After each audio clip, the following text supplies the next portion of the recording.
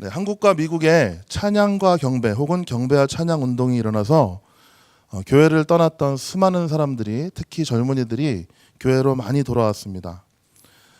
그 이전에 부흥 집회들이 많이 열렸고요. 여러분 아마 그 텐트 리바이벌이라는 그 초기 부흥 집회, 1900년대 초반의 부흥 집회가 다시 이 시대에 1990년대 혹은 2000년대에 미국과 영국에서 많이 일어났었습니다. 하나님을 찬양하고 하나님께 돌아오고 헌신하는 부흥을 미국과 한국 또 영국 교회, 전 세계에 있는 교회들이 이 경배와 찬양 운동을 통해서 경험하였습니다. 이러한 사람들이 각 지역 교회의 성도로 들어가기 시작하니까 이제 각 교회들도 이 경배와 찬양이라는 물결을 수용하기 시작했습니다. 그래서 미국은 물론 70년대 시작이 되었지만 80년대 중반부터 교회에서 활성화가 되었고, 한국은 90년대 중반부터 교회마다 찬양팀을 조직하고 또 공중 예배 시간에 전통적인 찬송가뿐만 아니라 새롭게 작곡된 찬양곡들로 박수치면서 하나님께 열정적으로 찬양하는 그런 예배의 부흥이 일어났습니다. 그동안 형식적인 예배를 반복했던 그런 것에 지쳐 있었던 성도들은 마치 담비와 같은 성령의 임재하심을 공중 예배에서 체험하게 된 것입니다. 큰 교회고 작은 교회고 이 흐름을 이렇게 타기 위해서 많이 노력하였습니다. 그런데 이 경배와 찬양에 대해서 알고 있는 사람, 전문가라고 할 수 있는 사람이 아무도 없었습니다. 결과적으로 선교단체, 그 경배와 찬양을 시작한 선교단체나 또 그것을 주도하고 있는 온드립교회, 충신교회, 그런 교회들이 앞장서서 수많은 예배 세미나 또 훈련 과정들을 개설해서 운영하게 됐습니다. 아마 그 답답함 때문에, 아무도 모른다는 그 답답함 때문에 저는 예배학을 공부하러 미국에 왔습니다. 아마가 아니라 그것 때문에 왔습니다. 네. 이렇게 이러한 일이 이루어진 이유는 이것이 단순히 음악에 대한 어떤 유행, 기독교적인 유행이 아니라 예배를 새롭게 발견하고 부흥하려는 영적인 각성 운동이었기 때문에 그렇습니다. 그동안 세미나들이 많은 사람들이 불러다가 훈련을 시켰는데, 세미나들이 열렸는데 사실은 성경적 원리를 충분하게 가르치는 세미나라기보다는 사실은 어떻게 찬양팀을 운영하고 어떻게 찬양을 드리고 연주는 어떻게 하고 건반은 어떻게 연주하고 기타는 어떻게 치고 콘티는 어떻게 짜서 몇 분 동안 운영을 하고 이런 것들에 대한 기술적인 그런 세미나였습니다. 제 마음에는 참 아쉬운 마음이 있었습니다. 그런데 오늘 본문을 보면 예수님께서 우리의 그 아쉬움을 잘 채워주시고 또 예배의 영적인 의미, 또 우리의 삶에 어떻게 적용할 수 있는지에 대해서 아주 좋은 예화를 들어가시면서 자세하게 설명해 주시는 것을 보게 됩니다. 우리 함께 살펴보면서 은혜를 받으면 좋겠습니다. 본문의 1절에 짧게 나와 있는데요. 이 내용이 마태복음 3장에는 좀 자세하게 표현되어 있습니다. 세례 요한에게 세례를 받으신 이후에 예수님께서 공적인 생애를 시작하셨고, 수많은 사람들이 예수님이 베푸시는 기적, 이사, 병고침 그런 것들을 경험하기 위해서 예수님께 몰려들었습니다. 동시에 바리새인들과 서기관들도 예수님께 관심을 갖기 시작했습니다. 이 사람들 어떤 사람들이죠? 좋으신 분들이에요. 근데 잘 깨닫질 못해서 예수님을 하나님을 모욕하는 사람이라고 생각을 하고 그래서 예수님을 핍박하려 들었던 사람들입니다. 아직까지는 예수님의 때가 이르지 않았기 때문에 예수님께서는 이들을 피해서 갈릴리 지방으로 가시게 됩니다. 이 갈릴리로 가는 이 길에는 두 가지 길이 있답니다. 요단강 동편으로 지나가는 6일이 걸리는 그런 길이 있고, 사마리아를 가로질러서 가는 3일이 걸리는 길이 있다고 합니다. 그런데 많은 유대인들이 2배나 걸리는 요단 동편길로 돌아갔다고 합니다. 왜냐하면 사마리아인들을 상종하고 싶지 않아서 마주치고 싶지 않아서 그렇게 3일이나 더 걸리는 길을 돌아갔다고 합니다. 여러분 잘 아시는 대로 예수님은 사람을 외모로 취하지 않으십니다. 예수님은 이 유대인이 갖고 있었던 이 선입견을 뛰어넘고 지름길인 사마리아 지역을 통과하십니다. 오늘 본문에 보면 이 일이 진짜로 있었다는 일을 자꾸 이렇게 증거하시는 것 같아요. 구체적으로 우리에게 설명해 주세요. 사마리아의 작은 시골 마을 수가라고 하는 곳을 지나가십니다. 근데 그 수가를 그냥 지나가셨습니다라고 쓰지 않고 야곱의 우물이라고 알려진 우물을 지나가십니다. 근데 때가 6시쯤 되었다고 지금 성경에 기록되고 있습니다. 아침 6시가 아니라 우리 시간으로 환산하면 낮 12시가 됩니다. 여러분 잘 아시다시피 12시에 이 팔레스타인 지역에는 아무도 돌아다니지 않습니다. 너무나 더워서 타 죽을까 봐, 지쳐서 쓰러질까 봐 아무도 안 돌아다닙니다. 예수님께서도 지치신 것 같습니다. 우물 곁에 앉으셨다고 성경은 기록합니다. 이때 어떤 여인이 물을 길러 우물로 다가옵니다. 아무도 돌아다니지 않는 이 시각에 어떤 사연이 있어 보이는 여인이 물을 기르러 우물가로 다가옵니다. 우리 예수님께서는 이 여인에게 물을 좀 달라고 말씀을 건네십니다. 물을 좀 달라 이렇게 말씀을 건네십니다. 이렇게 해서 성경을 통틀어서 유일한 저자 직강의 저 유명한 예수님의 예배 세미나가 시작이 됩니다. 예수님께서 이 귀한 말씀을 수천 명을 이렇게 모였을 때 하시지 않고 또 12제자를 모아놓고 하시지 않고 이 버려진 또 소외된 이 여인 한 사람을 두고 예수님은 이 세미나를 펼쳐가시고 있습니다. 예수님은 물 이야기로 이 세미나를 시작하십니다. 오늘 본문 6절에 보면 야곱의 우물이 나오고요. 7절은 물을 기르러 온 사마리아 여인이 나옵니다. 물을 달라고 하시는 예수님의 모습이 그려지고요. 9절, 10절, 11절, 12절, 13절, 14절, 15절까지 계속해서 물 이야기가 나옵니다. 만약에 제가 예배 세미나라고 여러분들 이렇게 모아놓고 전국에서 막 사람들 오게 하고 갑자기 물 이야기를 하면 야, 김 목사님이 정수기 회사의 후원을 받으시나 보다 뭐 이런 생각을 하실 거예요. 예수님은 그러지 않으십니다. 분명히 이유와 목적이 있으셔서 지금 물 이야기를 하세요. 온 세상은 몇 프로가 물로 덮여 있죠? 뭐 이러시는 소리가 들리는데 70%, 뭐 제가 다 재보진 않았지만 70%의 물로 세상은 덮여 있습니다. 그럼 인간의 몸에는 몇 프로의 물이 차지하고 있죠? 70%. 제가 신세대답게 인터넷을 검색해서 알아냈습니다. 신생아는 80%, 노인들은 죄송한 말씀이지만 이제 하나님 앞에 갈 때가 길지 않았기 때문에 50%까지 떨어진다고 합니다. 우리는 하루에 2.5리터의 물을 음식이나 물을 직접적으로 마셔서 섭취하게 된답니다.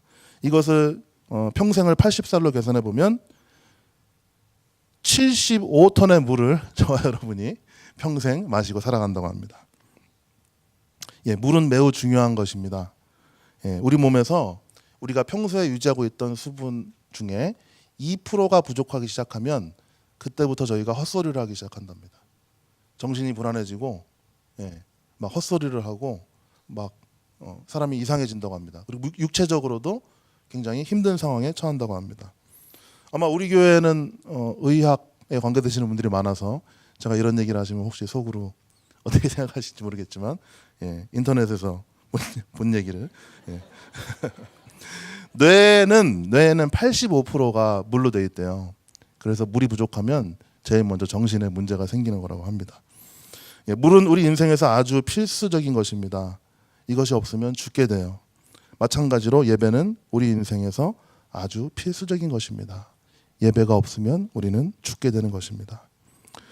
14절에서 예수님께서는 그 속에서 영생하도록 솟아나는 샘물을 주시겠다고 말씀하십니다. 15절에서 예수님께서는 아직 이 세미나의 내용을 모르는 이 사마리아 여인으로 하여금 예수님의 예배 세미나에 등록하도록 인도해 주셨습니다. 수강 신청을 해버리고 말았습니다. 예수님께서는 야곱의 우물과 예수님이 주시는 물을 비교하시면서 계속해서 물 이야기를 꾸준히 하십니다. 야곱의 우물은 다시 목마르게 되는 물이었고 예수님께서 주시고자 하는 이 물은 영원히 목마르지 아니하는 그 근원이 사람들 속에 있는 물이었습니다. 구약의 성도들은 하나님께 제사를 드려서 그 죄를 용서받는다고 생각했습니다. 그러나 제사는 반복되지만 우리의 죄 문제는 영원히 해결할 수 없는 것이었습니다. 다만 제사를 드리면서 그 나 대신 피 흘려서 죽어가는 그 양, 소, 그런 비둘기, 동물들을 보면서 내 죄가 이렇게 심각한 거였구나. 내가 죄를 지으면 이렇게 되는구나라는 것을 깨닫게 되는 것입니다. 이것은 예수님으로 비유하면 어린 양의 예표다라고 우리는 표현합니다. 제사는 어린 양 예수님의 그림자였다. 완전하지 못한 이 제사를 예수님께서는 야곱의 우물로 비유하고 계십니다. 반면에 예수님께서 주시는 물은 14절에 의하면 이제 사람 안에 그 근원이 있는 사람 안에 그 근원이 있는 물입니다. 사람 안에서 영생하도록 솟아나는 샘물입니다. 계속해서 솟아나니까 목마르지 않게 되는 것이죠. 이제 예수 그리스도를 인생의 주인으로 모시는 사람, 받아들인 사람, 즉 내 영혼과 육신의 모든 갈증을 채워주실 분이 오직 예수님이라고 고백하는 사람들에게 생수이신 주님은 우리 안에 영원한 샘물을 주시겠다고 말씀하여 주십니다. 일시적이 아니라 영생하도록 이 샘물이 우리 안에 있겠다고 약속해 주시는 것입니다. 할렐루야. 기쁘시죠? 이 물 이야기는 오늘 예배 세미나의 반 이상이나 차지합니다. 9절 쓸어보면 너무나 중요한 도입부기 때문에 그렇습니다. 지금 예수님께서는 야곱의 우물을 통하여서 신약과 구약의 모든 예배들을 구약의 모든 예배에 대해서 설명하고 계시고 또 인간의 영원한 갈증, 즉 죽음의 문제에 대해서 예배가 해답이라고 우리에게 말씀해 주시는 것입니다. 계속해서 본문을 통해서 예수님의 말씀하시고자 하는 예배가 무엇인지 함께 살펴보도록 하겠습니다. 세미나 주제 1, 갈급한 예배자가 되라.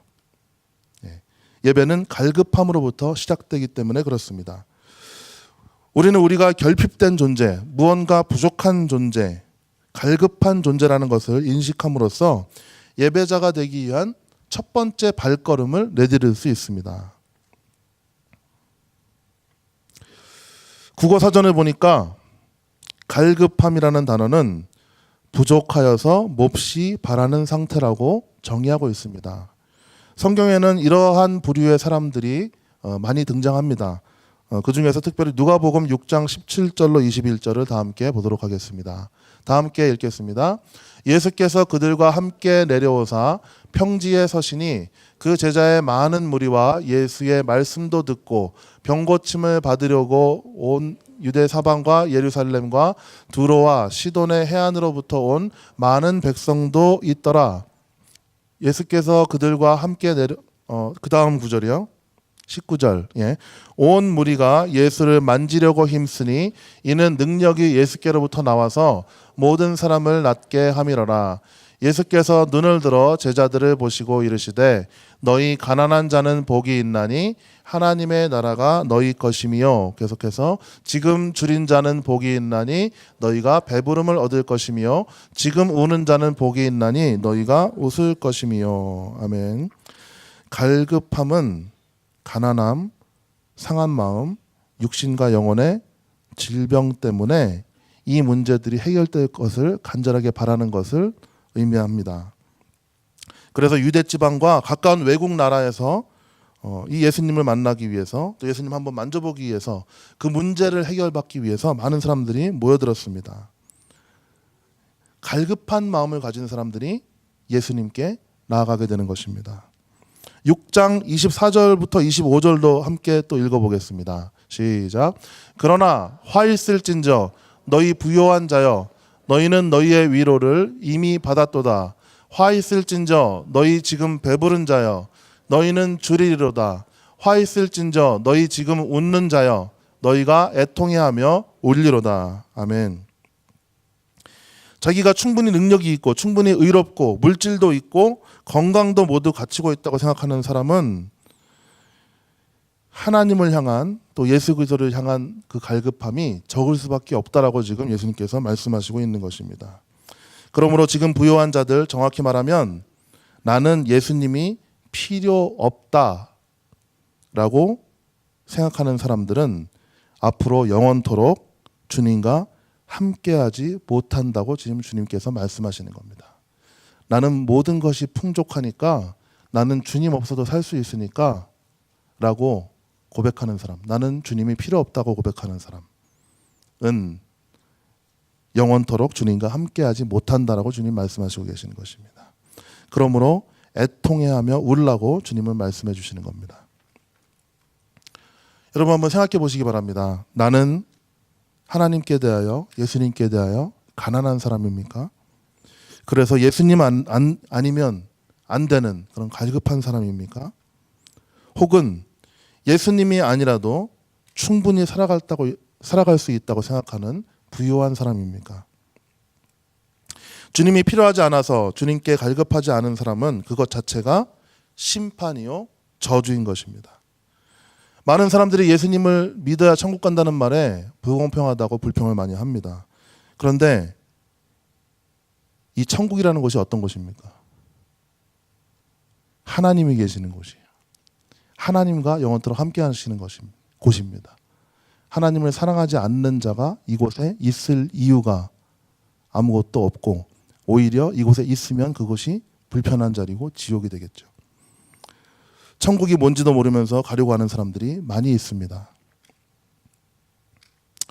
오늘 나는 나의 부족함을 애통해하면서 주님만 원합니다. 주님의 도우심이 없으면 안 됩니다. 주님의 함께 하심이 없으면 안 됩니다. 십자가의 사랑이 없으면 나는 살 수가 없습니다.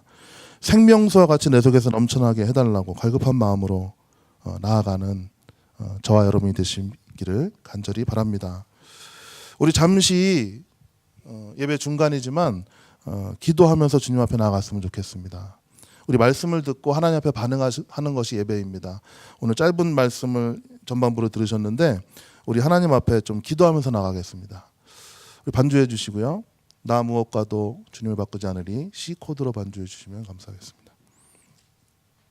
우리 한번 하나님 앞에 나 자신을 돌아보면서 이렇게 기도하겠습니다. 주님, 내가 주님 앞에 갈급함을 가지고 있나요? 주님 깨닫게 해주십시오. 주님, 나의 부족함은 무엇입니까? 내가 하나님 앞에 구해야 될 것이 무엇입니까? 내 삶이 무너져 있고 하나님으로부터 떠나 있는 그것이 무엇입니까? 주님 깨닫게 해주십시오. 나의 아픔은 무엇이고 나의 영혼과 육체의 질병은 무엇입니까? 주님 깨닫게 해주십시오. 풍요의 땅을 살아가지만 내가 가난한 그 부분이 무엇입니까?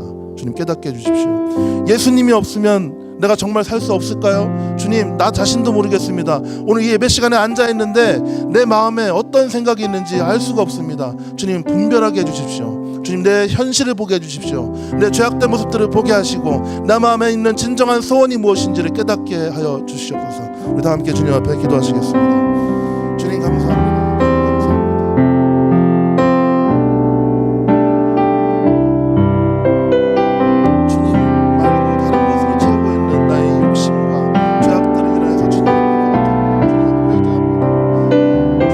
보이는 것들을 따라가는 삶, 마음에 욕심이 끌리는 대로 살아가고 재물을 추구하고 명예를 추구하고 자식들이 잘 되는 것을 최고의 만족으로 여기면서 오늘 이 인생활 가운데 우리가 죽을 고생을 하며 살아가는 이유가 무엇입니까? 주님, 우리 마음을 가득 채우고 있는 것입니다.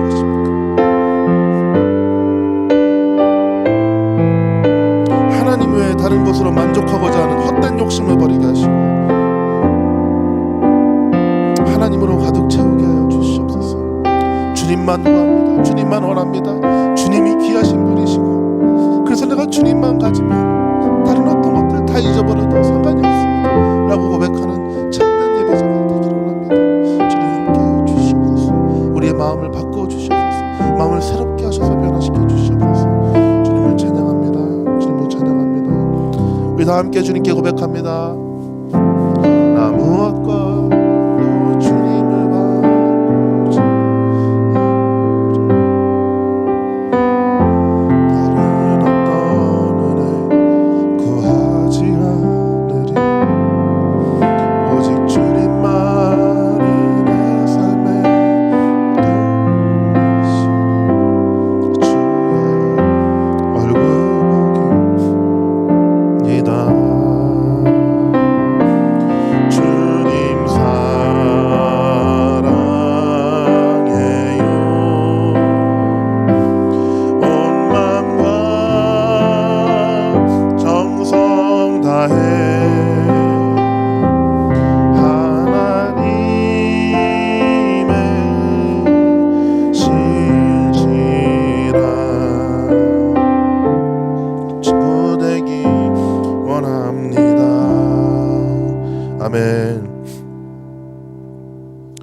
주님께만 갈급하여서 주님만으로 만족하는 저와 여러분이 되시기를 우리 예수님의 이름으로 축원드립니다.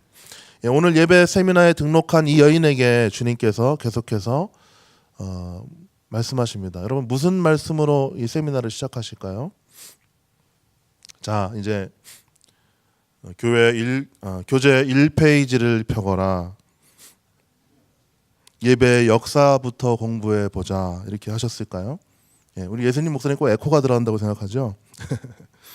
사실은 갑자기 남편 얘기를 하십니다. 아까는 물 얘기를 하시더니 이제 본론으로 들어가시는 것 같은데 남편 얘기를 하세요. 여러분 남편이 인생에서 중요합니까?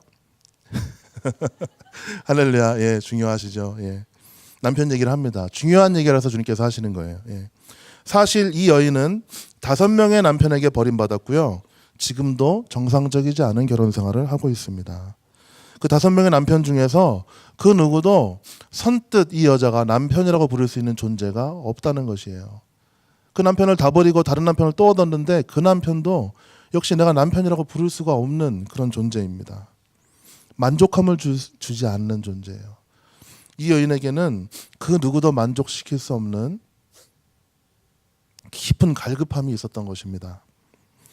예수님은 예고도 없이 양해도 구하지 않고 갑자기 이렇게 예리한 질문을 이 여자에게 던져주셨어요.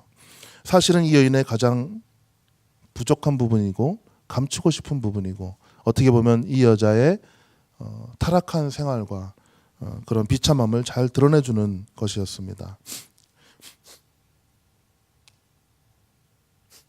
하나님과의 만남이 예배라고 모든 신학자들은 동의합니다. 그렇다고 한다면 우리는 거룩하고 경건한 그리고 가장 멋있는 모습으로 하나님을 만나기를 다 원하고 계십니다. 그렇죠? 그래서 이렇게 주일날 오시는데 양복들을 입고 오시고 아름다운 옷을 꺼내 입으셨습니다. 그러나 진리이신 주님을 대할 때 주님께서는 우리의 죄악된 모습을 드러내시는 것으로 우리가 참 예배를 드리게 하십니다. 우리의 죄악된 모습을 드러내는 것으로 우리가 참 예배를 드리게 하십니다. 이 여인은 아마 고개도 들지 못하고 고개를 숙이고 얘기했을 거예요. 저는 남편이 없어요. 이 여인은 속으로는 큰 소리로 예수님께 대들었을지도 모르겠습니다. 선생님, 저는 그래요. 남편이 5이나 있습니다. 다 버림받았어요. 지금 사는 저 남편도 제가 남편이라고 부를 수 없어요. 다른 사람들 다 손가락질해서 가뜩이나 12시에 아무도 다니지 않는 이 시간에 물 기르러 왔는데 예수님까지 저한테 그 얘기를 하십니까? 이렇게 따졌을지 모르겠습니다.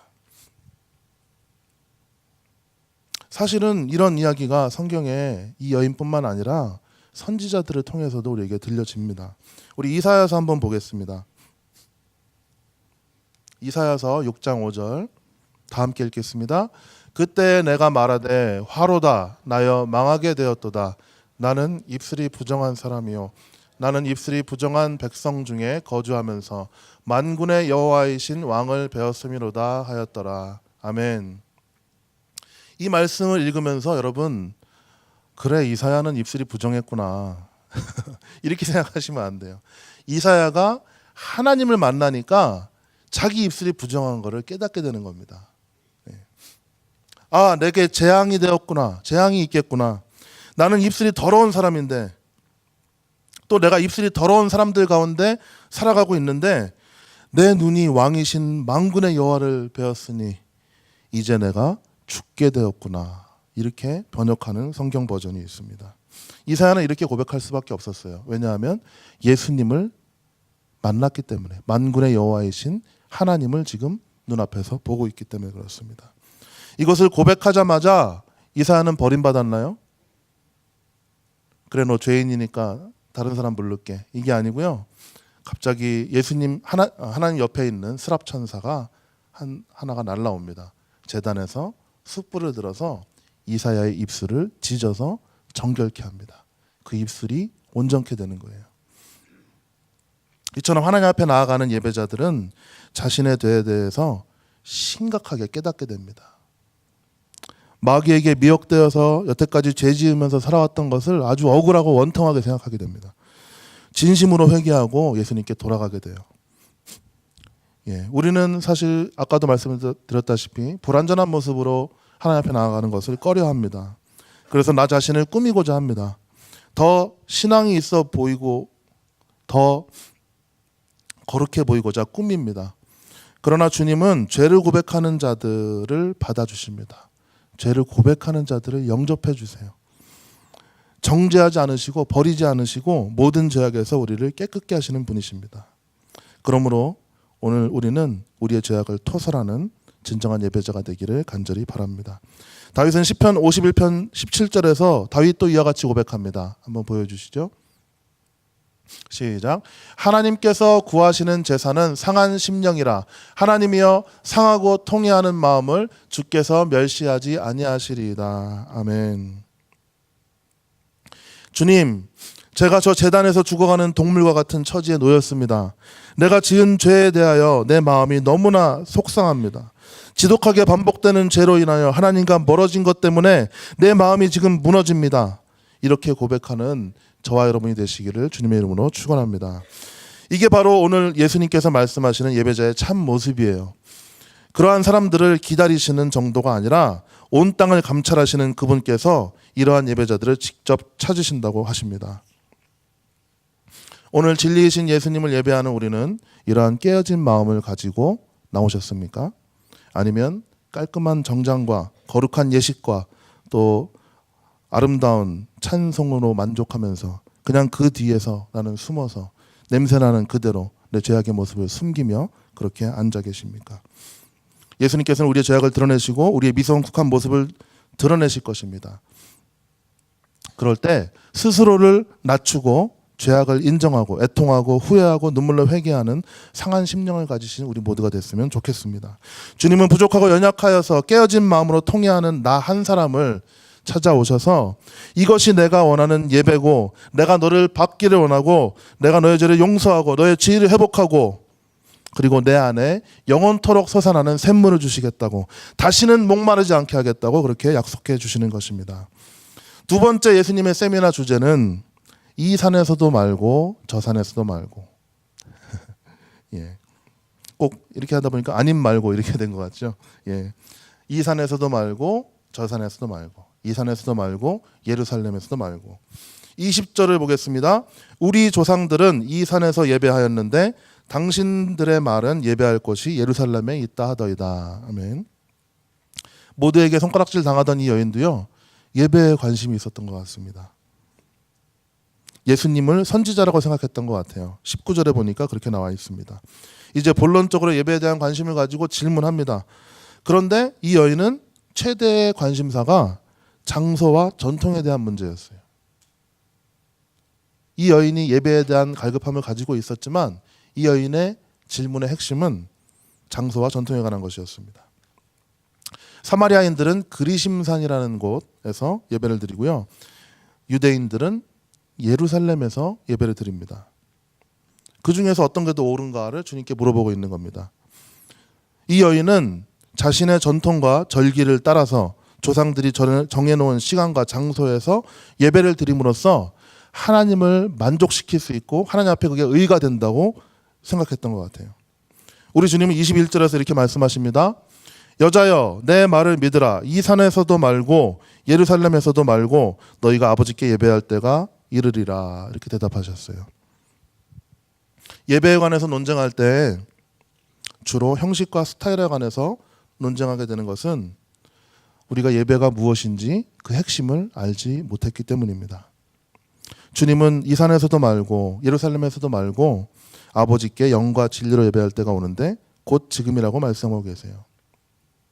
이제 동물을 잡아서 드리던 형식에 의존하던 불완전한 예배의 시대는 지나고 새로운 예배 시대가 열린다. 그런데 이 예배의 시대는 시간과 장소와 형식에 구애받지 않고 항상 아버지 하나님께 영과 진리로 예배하는 그러한 예배의 시대이다라고 말씀하시는 것입니다. 이 말씀을 하시는 근거는 예수님께서 이제 곧 십자가를 지시고 그 몸을 친히 찢으사 하나님과 우리 사이에 죄악으로 막힌 담을 허실 것이기 때문에 그렇습니다. 그 증거로 성소의 휘장이 7cm, 8cm나 되는 이 직물로 된 휘장이 바꿔 얘기하면 대포알도 뚫을 수 없는 그런 강한 휘장이 위에서부터 아래로 찢어지는 그런 일이 벌어지게 됩니다. 예수님의 죽으심과 함께. 히브리서 10장 19절 20절은 이렇게 얘기합니다. 그러므로 형제들아 우리가 예수의 피를 힘입어 성소에 들어갈 담력을 얻었나니 그 길은 우리를 위하여 휘장 가운데로 열어놓으신 새로운 산 길이요 휘장은 곧 그의 육체니라. 아멘. 저는 현대 성도들이 가지고 있는 가장 큰 오해가 예배를 교회에 가서 일주일에 한 번 해야 하는 이벤트로 생각한다는 것입니다. 많은 사람들이 예배를 특정한 시간에 특정한 장소에서 특정한 형식을 잘 다듬어서 드리는 것이라고 생각하는 것 같습니다. 그러나 주님은 아니라고 오늘 본문에서 정확하게 말씀하고 계십니다. 어디서나 언제나 영과 진리로 예배하는 때가 되었다라고 주님께서 말씀하고 계십니다. 일주일에 한 번 주일 11시에 찬송 부르고 귀한 예물을 드리고 매끄럽게 진행되는 거룩한 예식에 참여하는 것으로 예배를 다 했다고 내 의무를 다 했다고 생각하는 이러한 생각은 정말로 잘못된 것입니다. 저는 굉장히 이런 생각을 이렇게 접하게 되면 막 마음속에 분노가 일어납니다. 어떻게 보면 이 생각은 마귀가 우리 마음에 거짓 씨앗을 뿌려놓은 것이라고 생각이 됩니다. 예수님께서 그 고귀하신 몸을 희생하셔서 하나님과 우리 사이를 부자지간으로 만들어 주셨어요. 그런데 그것을 일주일에 한 번만 11시에만 그것도 길어지면 짜증이 납니다. 그 시간에만 누리겠다라고 생각하게 만드는 거예요. 저희들로 하여금.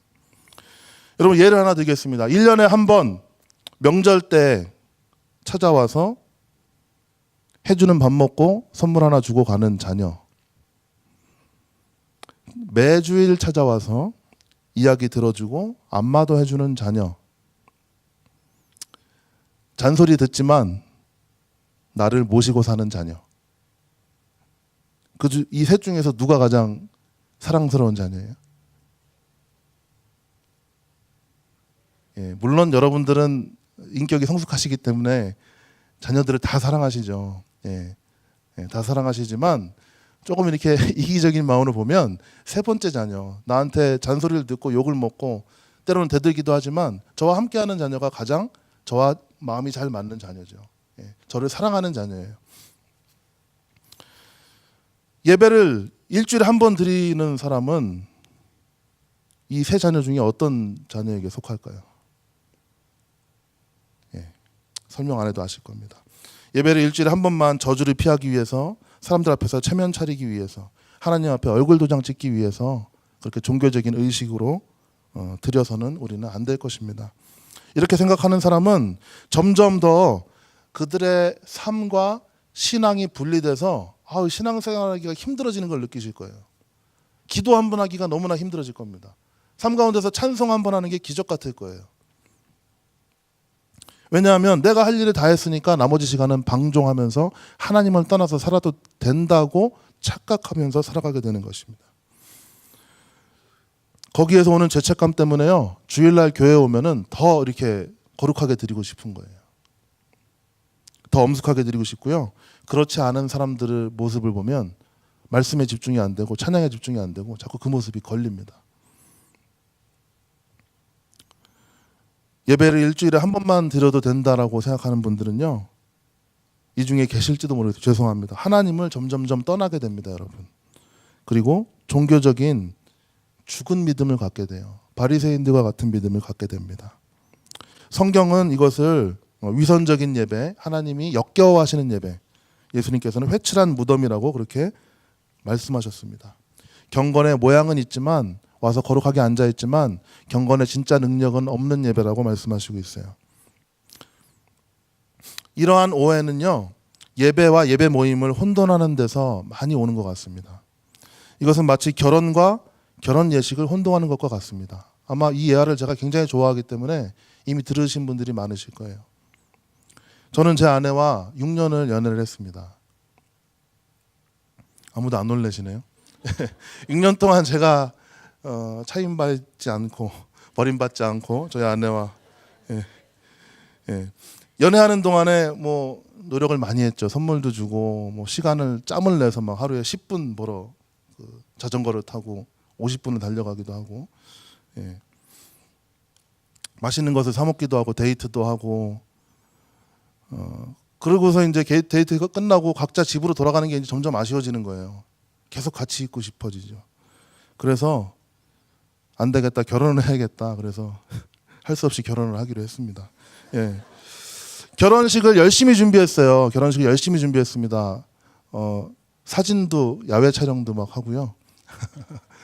예. 장인어른이 찍어주셔서 우리 아내만 예쁘게 나왔습니다. 예. 턱시도도 빌리고 저희 예배당이 3,000석인데요. 그 예배당을 꾸미느라고 굉장히 힘들었어요. 오케스트라도 준비되고요. 축가하는 친구들도 많이 왔습니다. 예, 모든 것을 쏟아부어서 결혼 예식을 열심히 준비했죠. 결혼식이 너무나도 성대하고 아름답게 진행됐습니다. 그런데 저와 아내가 결혼식이 끝난 후에 그동안 수고했다고. 예. 이제 결혼 예식을 잘 치렀으니 무슨 우리가 더 바랄 게 있냐고. 이제 각자 집으로 돌아가자고. 예. 이렇게 했다면 아마 여러분들 저를 가만 놔두지 않으실 거예요. 예. 뭐 이런 XX 이렇게 있어 뭐 이렇게 되는 거죠. 예. 성대한 결혼식이 그 결혼 생활의 행복을 보장해주지 않는 것입니다. 결혼식은 결혼을 위한 예식입니다.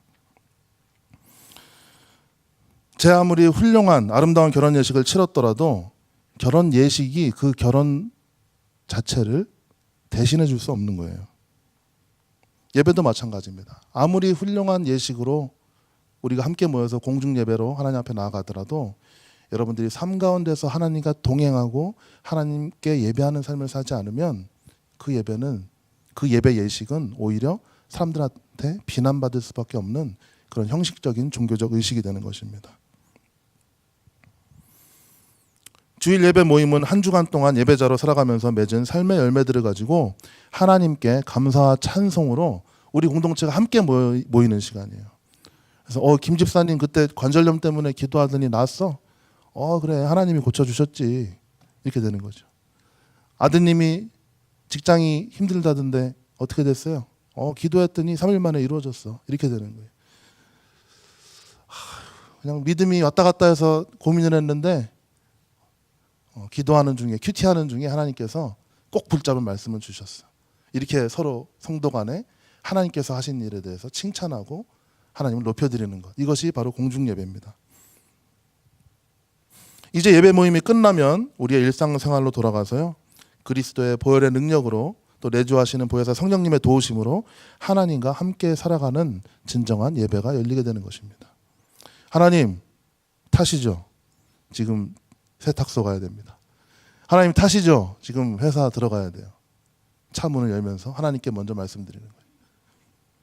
하나님, 저 혼자 가서는 도저히 저 교수님의 말씀을 이해할 수가 없어요. 들리질 않습니다. 하나님 함께 해주세요. 기도하는 거죠. 하나님, 주님이 함께 하시지 않으면 저 많은 설거지를 할 수가 없습니다. 저 찌드는 빨래를 할 수가 없습니다. 하나님께 도움을 요청하는 것입니다. 하나님 나와 함께 해주십시오. 내가 이 모든 일을 주님이 주시는 힘으로 성령께서 주시는 기쁨 가운데 감당하게 해주십시오.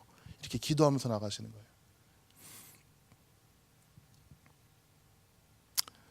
예수 그리스도 안에서 구원받은 성도라면 우리는 평생 예배해야 되고 또 주님 앞에 가서도 평생 주님을 예배하고 찬양해야 됩니다. 우리 에베소서 1장 5절 6절 한번 보겠습니다. 다 함께 읽겠습니다. 시작. 그 기쁘신 뜻대로 우리를 예정하사 예수 그리스도로 말미암아 자기의 아들들이 되게 하셨으니 이는 그가 사랑하시는 자 안에서 우리에게 거저 주시는 바 그의 은혜의 영광을 찬송하게 하려는 것이라. 아멘. 아멘. 하나님의 은혜가 얼마나 뛰어났으면 얼마나 보배로웠으면 그 은혜의 영광이 있대요. 그 은혜의 영광이 있대요. 우리 경기장에서 달리기 하는 사람들 1등하면 어떻게 하죠? 올림픽에서 1등하는 분들 그 계단 가운데 제일 높은 데 올라와서 영광을 주죠. 월계관을 씌워주고 금메달을 달아줍니다. 자, 하나님의 은혜가 이 세상의 그 어떤 은혜보다도 뛰어나다는 거예요. 그래서 그 은혜가 영광스럽습니다. 그 영광스러운 은혜를 찬송하기 위해서 하나님이 우리를 불러주셨고요. 한번 우리와 함께 하신 성령님께서 절대로 우리를 떠나지 않으시고 우리를 아버지 집에 부르셔서 영원토록 하나님을 예배하고 찬송하시게 하시겠다는 약속입니다. 우리 예배가 일주일에 한 번만 해야 하는 어떤 예식이라면 우리에게 영원한 생명을 주신 우리 예수님의 대속의 죽음과 하나님 아버지의 놀라우신 사랑을 우리는 모욕하는 거예요. 그 모든 것들이 허사가 되게 하는 겁니다. 예수님의 그 사역을 반대하고 있어요. 독생자를 희생하면서까지 우리를 살려주시고 하나님과 동행하는 하나님의 자녀가 되게 하시는 그 특권을 주셨는데 이것을 일주일에 한 번, 1시간만 조금 더 써서 1시간 반 동안만 누리겠다는 것은 이런 엄청난 은혜를 1시간 반만 누리겠다는 것은 교회에 가서만 누리겠다는 것은 바보 같은 짓이죠. 그 호의를 베풀어 주신 하나님께 반대하는 겁니다. 비웃는 거예요. 그러므로 우리는 우리의 온 삶을 바꾸고 이 생에서뿐만 아니라 영원토록 하나님과 동행하는 예배를 일주일에 한 번만 드리는 것이 아니라 우리의 삶 가운데서 계속해서 드리시기를 주님의 이름으로 축원합니다. 23절을 읽겠습니다. 아버지께 참되게 예배하는 자들은 영과 진리로 예배할 때가 오나니 곧 이때라. 아버지께서는 자기에게 이렇게 예배하는 자들을 찾으시느니라. 아멘. 이제 아버지께서 참되게 예배하는 자들을 전통과 장소와 시간에 구애받지 않고 영과 진리로 예배하는 자들을 찾으신다는 겁니다. 영과 진리라는 말은 예전에는 신령과 진정이라고 번역이 되어 있었습니다. 그래서 사실은 솔직하게 말씀드리면 저는 그 의미를 잘 몰랐습니다. 신령 하면 이렇게 뭔가 이렇게 거룩하고 흰 옷을 입고 수염을 기른 그런 분이 생각이 나고요. 진정은 그냥 진심으로라고 생각을 했어요. 그런데 여러분이 지금 가지고 계신 성경에는 영과 진리라고 정확하게 표현하고 있습니다. 영은 성령님을 의미합니다. 하나님께서 영이시기 때문에 우리가 영으로 예배해야 되는데 예수 그리스도를 영접함으로 우리와 함께 하시는 성령님께서 그 예배가 하나님께 드려지도록 우리를 도우시는 것입니다. 하나님은 영이시라 우리가 볼 수가 없습니다. 그런데 성경 말씀을 보시면 하나님께서 그 영을 우리에게 분명히 주셨다는 것을 우리는 알 수 있어요. 창세기의 1장에 보시면 그 코에 생기를 불어넣으셨죠. 2장입니다. 그 코에 생기를 불어넣으셨고요. 실패한 제자들을 찾아가신 부활하신 예수님께서는 다시 제자들에게 후 하고 부시면서 성령을 받으라고 말씀해 주셨습니다. 오순절 사건 이후에 예수 그리스도를 고백하는 자들에게 성령께서 임재하십니다. 성령께서는 우리의 예배가 가능하도록 해주시는 분이십니다. 그렇다면 진리는 무엇일까요? 진정은 무엇일까요? 태초부터 진리셨던 예수 그리스도를 이야기합니다. 그분의 인격과 그분이 하신 일들을 기록한 성경 말씀을 의미합니다.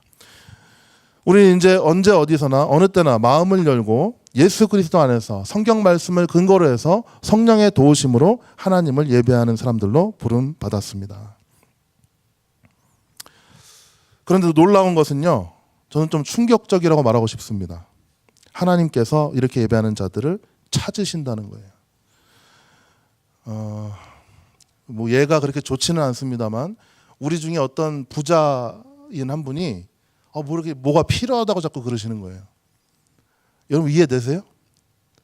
뭐 돈도 많으시고 뭐 가족도 많으시고 사업체도 있으시고 잘 사시는 분, 건강하시고, 근데 뭘 자꾸 찾으세요? 뭐가 부족하다는 거예요. 하나님이 지금 그러세요. 하나님 온 땅의 주인이시고 모든 것을 다스리시고 모든 부와 풍요가 생명이 그분에게 있는데도 불구하고 지금 뭔가 찾으시는 것이 하나가 있다는 거예요. 그것이 바로 하나님을 영과 진리로 예배하는 자들이라는 겁니다.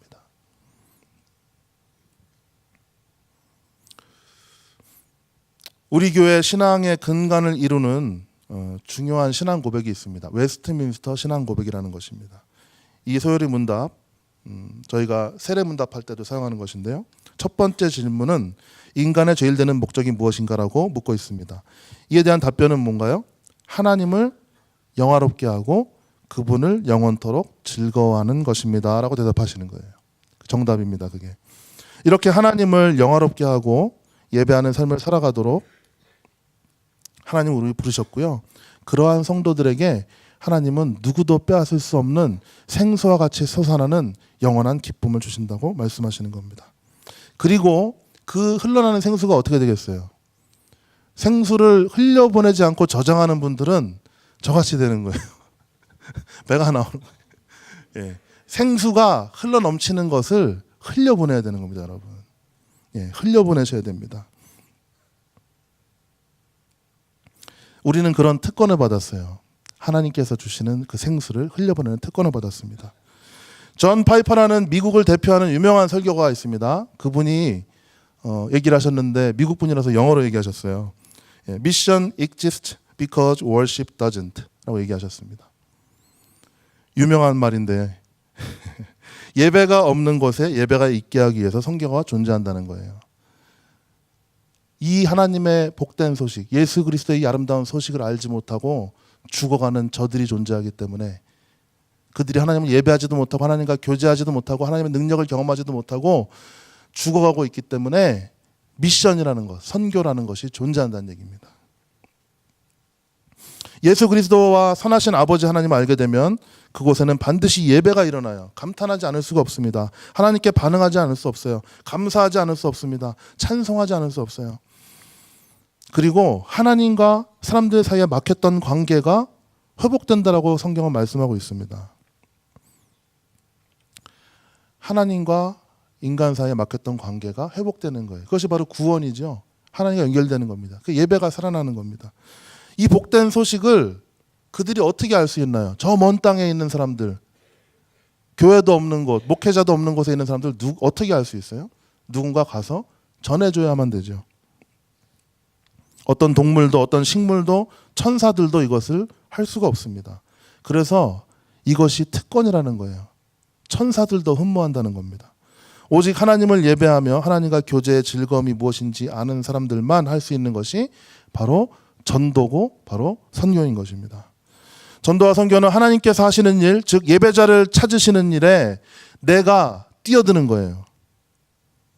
하나님의 일을 내가 지금 뛰어들어서 감당하고 있으니까 이 전도와 선교는 무한한 영광이고 무한한 특권이고 하나님께서 그 전도와 선교를 기뻐하시고 반드시 이루게 해주시는 것입니다. 말씀을 마치겠습니다. 오늘 본문에서 예수님은 인류 역사상 단 한 번뿐이었던 예배 세미나를 진행하셨습니다. 제자들도 또 수많은 추종자들도 이 세미나를 참여하지 못했어요. 그렇지만 남편이 5이나 있어도 만족하지 못하는 이 죄인이고 갈급한 여인은 이 예수님의 세미나를 들었습니다. 은혜롭게도 하나님께서는 이 말씀이 성경에 기록되게 하셔서 오늘 죄 많고 허물 많은 저에게도 여러분에게도 이 예배의 영광스러움을 우리에게 알려주십니다. 그리고 이 예배를 전파하고 알리는 영광스러운 전도와 선교의 사명으로 우리를 불러주시는 겁니다. 오늘 주님의 부르심에 믿음으로 순종으로 응답하시는 여러분이 되시기를 간절히 바랍니다. 그래서 하나님께서 오랜 세월 찾으시고 바라던 것을 이루어드리는 저와 여러분이 되시기를 주님의 이름으로 간절한 마음으로 축원드립니다. 기도하시겠습니다. 우리 다 함께 기도하실 때 주님 다시 한번 우리가 구합니다. 다시 한번 제가 구합니다. 세상에 다른 것들로 제 마음을 채우지 않도록 도와주시고 제 배를 불리지 않도록 도와주시고 오직 하나님만 찾고 하나님만 구하고 하나님만 필요하다고 고백하는 내가 되게 해주십시오. 이 복된 소식을 나만 알고 있는 것이 아니라 저 죽어가는 많은 영혼들에게 하나님께서 그리스도 예수 안에서 값없이 주시는 이 은혜의 영광을 선포하는 삶을 살게 해주십시오. 우리 다 함께 기도하시겠습니다.